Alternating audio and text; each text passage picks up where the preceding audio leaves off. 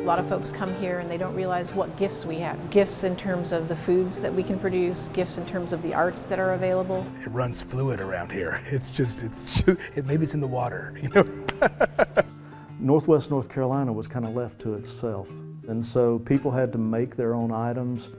You know, Grandma and Grandpa taught Mom and Dad have taught son and daughter, and so it's just been handed down over the years. They may not have created any of the art, but this father, mother, and daughter team of Dale and Michelle Isom and Caitlin Wordeman are doing their part to make sure the public now has access to so much that was hidden for so long. And they're doing it under one magnificent roof. Where we could do local music, local regional art, and then the cafe piece came into it as we also wanted to support local regional farmers. The venue they chose to house all that wonderful art and culture is the old Federal Courthouse and Post Office in downtown Wilkesboro. It was built in 1915, then sold and reused multiple times. Over a century later, the Isoms purchased the landmark, restored it, and call it simply the 1915. You walk in and you're blown away by the architecture, first of all.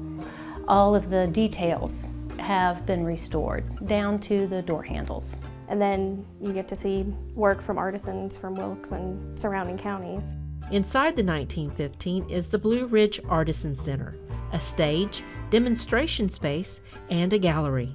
Anything that you would want in the art area, you basically could pretty much find here. It's juried in by fellow artisans, so it's for sure the best of the best. Which makes the demonstrations those artisans provide even more valuable. You add the dye right to the water bath. We had an artist in here named Betsy Bray, who's in her 60s, and she wields a chainsaw. She crushes walnuts to dye some of the fibers, and those are lost arts. There's something about handmade that is a much greater quality than CNC routed, you know, machine made and stuff like that. Also, this is a gorgeous venue. Music and dance of the area are also on display with live concerts, contra dances, and an open mic night. Once it's something that somebody said. It feels great. So I'm excited to play a show here. The trifecta of Foothills traditions found at the 1915 is complete with the Artisan Cafe. This side is educational because it teaches people what we have available in this area and what it's like to eat seasonally. So right now an example would be I have apple cakes in the display case, and those apples are from a local orchard.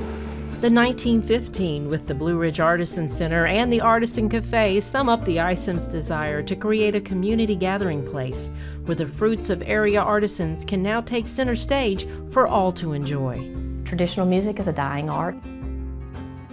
There's a lot of craftsmen that don't have apprentices, and we feel it's an opportunity to share those things with the community and maybe encourage others to pick up some new trades and carry on those traditions. The 1915 with the Blue Ridge Artisan Center and Artisan Cafe is located at 201 West Main Street in Wilkesboro. For more information, call 336-990-9500 or visit their website at the1915.org.